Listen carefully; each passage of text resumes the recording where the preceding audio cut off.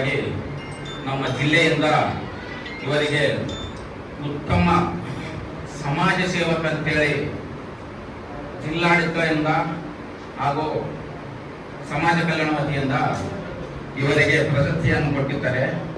ಅದಕ್ಕಾಗಿ ವಿಶೇಷವಾಗಿ ನನ್ನಿಂದ ನಮ್ಮ ಕಚೇರಿಯಿಂದ ಅವರಿಗೆ ಧನ್ಯವಾದಗಳನ್ನು ತಿಳಿಸುತ್ತೇನೆ. ಸುಮಾರು 20 ವರ್ಷಗಳಿಂದ ಈ ಕಚೇರಿಯಲ್ಲಿ ಅಧ್ಯಕ್ಷರಾಗಿ ಈ ಕಚೇರಿ ಇವಾಗ ಕಾಳಜಿ ವಹಿಸಿಕೊಂಡು ಮುಂದುವರಿಸಿಕೊಂಡು ಬಂದಿದ್ದಾರೆ ಅಂತ ನನಗೆ ಪೂರಾ ಮಾಹಿತಿ ಇರುತ್ತದೆ. ಒಬ್ಬ ಉತ್ತಮ ಸಮಾಜ ಸೇವಕ ಸಿಗಬೇಕಾದ್ರೆ ಬಟ್ ಪ್ರಸ್ತುತ ನಮ್ಮ ಕಚೇರಿಯ ಬಗ್ಗೆ ಹೇಳ್ತೇನೆ.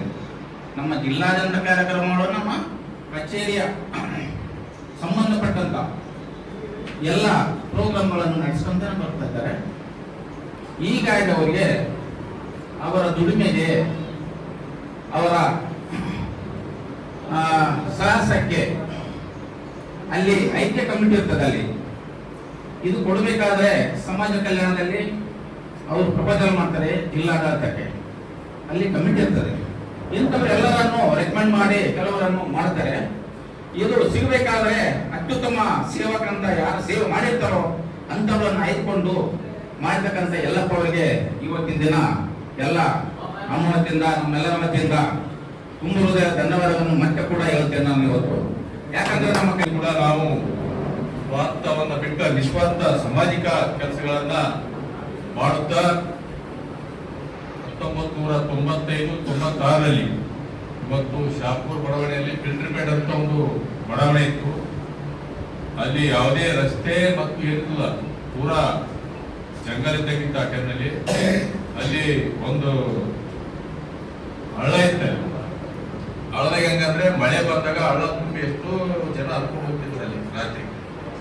ಅಂತ ಪರಿಸ್ಥಿತಿಗೆ ನಗರಸಭೆಗೆ ಹಲವಾರು ಬಾರಿ ಪ್ರಯತ್ನ ಮಾಡಿದ್ರು ಕೂಡ, ಮನವಿ ಕೊಡಲು ಕೂಡ ಯಾವುದೇ ರೀತಿ ಸ್ಪಂದನೆ ಮಾಡಿಲ್ಲ. ಅವಾಗ ನಾವು ಮತ್ತು ಬಡಿಗರವರು ರಸ್ತೆ ರೋಡ್ ಚಳವಳಿ ಅಂದ್ರೆ 1 ಗಂಟೆ 2 ಗಂಟೆ ಅಲ್ಲ, ಬೆಳಗ್ಗೆ 10:00 ಸಾಯಂಕಾಲ 5 ಮಟ್ಟ ಅಂತೇಳಿ ನಾವು ಸಮಯ ತೋಡಾಗ ಸ್ಥಳದಲ್ಲಿ ಆಗಿನ ಮುನ್ಸಿಪಾಲಿಟಿಯ ಮುಖ್ಯಾಧಿಕಾರಿಗಳಿಂದ ಹನುಮಂತಿದ್ರು. ಅವ್ರು ಬಂದು ಸ್ಪಾಟ್ನಾಗೆ ಕೆಲಸ ಸ್ಟಾರ್ಟ್ ಮಾಡಿ ಅಲ್ಲಿಯ ಜನರಿಗೆ ಮೂಲಭೂತ ಸೌಲಭ್ಯಗಳನ್ನ ಒದಗಿಸಿಕೊಡ್ತಕ್ಕಂತ ಹೋರಾಟಗಳನ್ನ ಮಾಡಿ 97-98ರಲ್ಲಿ ಆಟೋ ಚಾಲಕನಾಗಿ ಗುರುತಿಸಿಕೊಂಡು ಆಟೋ ಚಾಲಕರ ಸಂಘದ ಅಸೋಸಿಯೇಷನ್ಗಳನ್ನ ಕಟ್ಟಿ ಆಟೋ ಚಾಲಕರಿಗೆ ಶಾಪುರ್ ನಗರದಲ್ಲಿ ಸುಮಾರು 40 ಮನೆಗಳನ್ನ ಸರ್ಕಾರದ ವತಿಯಿಂದ ಉಚಿತವಾಗಿ ಕೊಡಲು ಹೋರಾಟಗಳನ್ನು ಮಾಡಿ ಇವತ್ತು 40 ಆಟೋ ಚಾಲಕರು ಮನೆಗಳಲ್ಲಿ ವಾಸ ಮಾಡ್ತಾ ಇದ್ದಾರೆ. ರಕ್ಷಕರು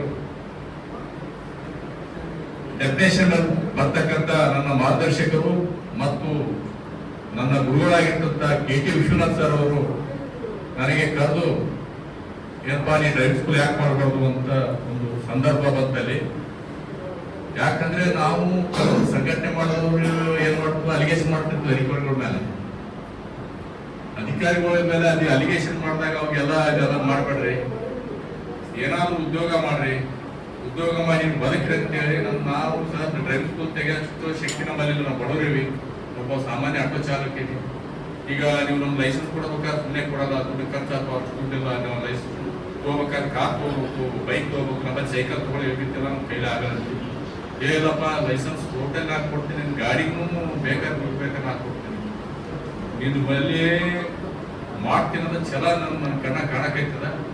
ಅದನ್ನ ಮಾಡಿ ಇನ್ನೂ 4 ಜನ ಉದ್ಯೋಗ ಕೊಡ್ತಕ್ಕಂಥ ಶಕ್ತಿ ನಿಮ್ಮ ಮೇಲೆ ಅದ, ನೀವು ಡ್ರೈವಿಂಗ್ ಸ್ಕೂಲ್ ಮಾಡಿ ಅಂತೇಳಿ ಅವರು ನಮಗೆ ಒತ್ತಡ ಮಾಡಿದಾಗ ತಿಪ್ಪಣ್ಣ ನಾಯ್ಕೊಡಿ ಅಂತ ಅವರಿಲ್ಲ ನಮ್ಮ ಜೊತೆ. ಈಗ ನಮ್ಮ ಸ್ನೇಹಿತರು ಅವರು ನಾವು ಕಲ್ತು ಒಂದು ಪಾಲುದಾರಿಕೆಯಲ್ಲಿ 2006ರಲ್ಲಿ ಶಾಪೂರಲ್ಲಿ ಸಗರನಾಡು ಮೋಟಾರ್ ಡ್ರೈವಿಂಗ್ ಸ್ಕೂಲ್ ಅಂತೇಳಿ ಒಂದು ಸಂಸ್ಥೆಯನ್ನು ತೆಗೆದು ನಾನು ಹಗಲು ರಾತ್ರಿ ಅನ್ನದೇ ಶ್ರಮ ವಹಿಸಿ ಇಲ್ಲಿವರೆಗೆ ಬಂದಿದ್ದೀವಿ.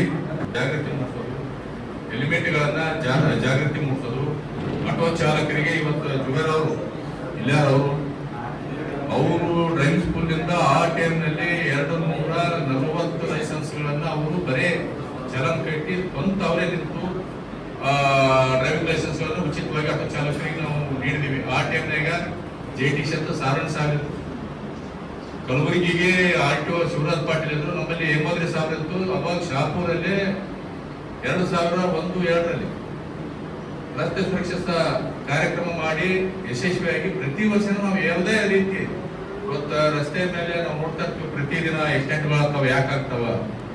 ಅವರಿಗೆ ರಸ್ತೆ ನಿಯಮಗಳ ಬಗ್ಗೆ ಅರಿವಿರಲ್ಲ, ಹೆಲ್ಮೆಟ್ ಬಗ್ಗೆ ಅರಿವಿರಲ್ಲ. ಮಾಡ್ತಾ ಬಂದಿವಿ ಇಲ್ಲೆಲ್ಲ. ಮತ್ತೆ ಯಾದಗಿರಿಯಲ್ಲಿ ನಮ್ಮ ಸ್ನೇಹಿತರು ಕಡೆಯವರಾಗಿರ್ಬೋದು, ಜನ ನೇತೃತ್ವ ಇರ್ಬೋದು, ಸರ್ಕಾರದ ಜನವರಿಯಲ್ಲಿ ಅವರು ರಸ್ತೆ ಸುರಕ್ಷತಾ ಮಾಸಾಚರಣೆ ಕಾರ್ಯಕ್ರಮಗಳನ್ನ ನಾವು ಅದ್ಭುತವಾಗಿ ಮಾಡ್ತಾನೆ. ಇವತ್ತು ಜನರಿಗೆ ಉಚಿತ ಹೆಲ್ಮೆಟ್ ಕೊಡೋದಿರ್ಬೋದು, ಮತ್ತು ಚೇತನರಿಗೆ ಹೆಲ್ಮೆಟ್ ಕೊಡೋದಿರ್ಬೋದು, ಮತ್ತೆ ಶಾಲಾ ಮಕ್ಕಳಿಗೆ ಶಾಲೆಗಳಲ್ಲಿ ಹೋಗಿ ರಸ್ತೆ ಸುರಕ್ಷತೆಗಳ ಬಗ್ಗೆ ಅರಿವು ಮೂಡಿಸ್ತಕ್ಕಂಥ ಕೆಲಸ ಇರ್ಬೋದು. ನಾವು ಹಲವಾರು ಸಮಾಜ ಕೆಲಸಗಳನ್ನ ಮಾಡುತ್ತಾ ಬಂದಿದ್ದೀವಿ. ಇವತ್ತು ಕೆಲಸ ಮಾಡಿ ನಾವು ನೀವು ಸಮಾಜ ಸೇವೆ ಮಾಡೋದಕ್ಕಾಗಿ ಇವತ್ತು ಜಿಲ್ಲಾಡಳಿತ ನಮ್ಮನ್ನ ಗುರುತಿಸಿ ಈ ಒಂದು ಪ್ರಶಸ್ತಿ ನೀಡಿದ್ದಾರೆ. ಕೆಲಸ ಮಾಡಿರ್ತಾರೆ ಅವರ ಏರಿಯಾದಲ್ಲಿ ಆಗಲಿ, ನಮ್ಮ ಶಾಪುರ್ ತಾಲೂಕಿನಲ್ಲಿ ಅವರ ಏರಿಯಾದಲ್ಲಿ ಆಗಲಿ, ಅವರ ಒಂದು ಬಡಾವಣೆಯಲ್ಲಿ ಆಗಲಿ ಏನೇ ಕೆಲಸ ಇದ್ದರು ಇವತ್ತಿನ ದಿನ ಆಶ್ರಯ ಕಾಲದಲ್ಲಿ ರಸ್ತೆ, ಚರಂಡಿ ಮತ್ತು ವಿದ್ಯುತ್ ಅನೇಕ ಕೆಲಸಗಳನ್ನು ಸಹಿತ ಮಾಡುತ್ತಾ ನಮ್ಗೆ ಹೇಳ್ತಿದ್ರು. ಅದು ಮಾಡಬೇಕು, ಇದು ಮಾಡಬೇಕು, ಅಧಿಕಾರಿಗಳಿಗೆ ಒತ್ತಾಯ ಮಾಡಬೇಕು, ಹೋರಾಟಗಳು ಮಾಡಬೇಕು ಅಂತ ಹೇಳ್ತಿದ್ರು. ಅವರ ಒಂದು ಮಾತಿಗೆ ನಾವೆಲ್ಲರೂ ಹೋರಾಟ ಮಾಡೋದ್ರ ಮುಖಾಂತರ ಎಲ್ಲ ಜನರಿಗೆ ಕುಡಿಯುವ ನೀರಿನ ವ್ಯವಸ್ಥೆ ಆಗಲಿ, ರಸ್ತೆ ಆಗಲಿ ಮತ್ತು ವಿದ್ಯುತ್ ಆಗಲಿ ಒದಗಿಸಿ ಇವತ್ತು ದಿನ ಉತ್ತಮ ಸೇವೆ ಮಾಡುತ್ತಿದ್ದಾರೆ. ಮತ್ತು ಅನೇಕ ಕೆಲಸಗಳು ನಿಮ್ಮ ಇಲಾಖೆಯಲ್ಲಿ ಸಹಿತ ಇಲ್ಲಿ ತನಕ ನಾವು ನೋಡ್ತಾ ಇರ್ತೀವಿ. ಒಂದಲ್ಲ ಒಂದು ಕಾರ್ಯಕ್ರಮಗಳನ್ನು ಮಾಡ್ತಾ ಜಾಗೃತಿ ಮೂಡಿಸುವ ಕೆಲಸ, ಮಕ್ಕಳಿಗೆ ಉಚಿತ ಪುಸ್ತಕ ನೀಡುವುದರ ಮುಖಾಂತರ ನಿಮ್ಮ ಸಂಘದ ವತಿಯಿಂದ ಮಾಡ್ತಿರ್ತಾರೆ.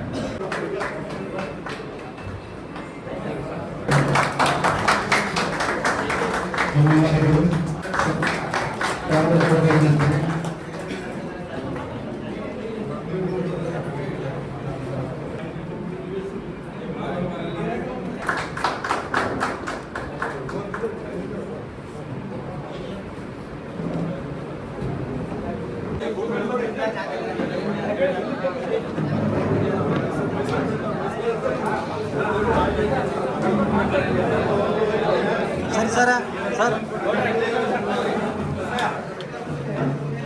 ಸರ್ ಸರ್ ಸರಿ ಆಗ್ತೈತಿ.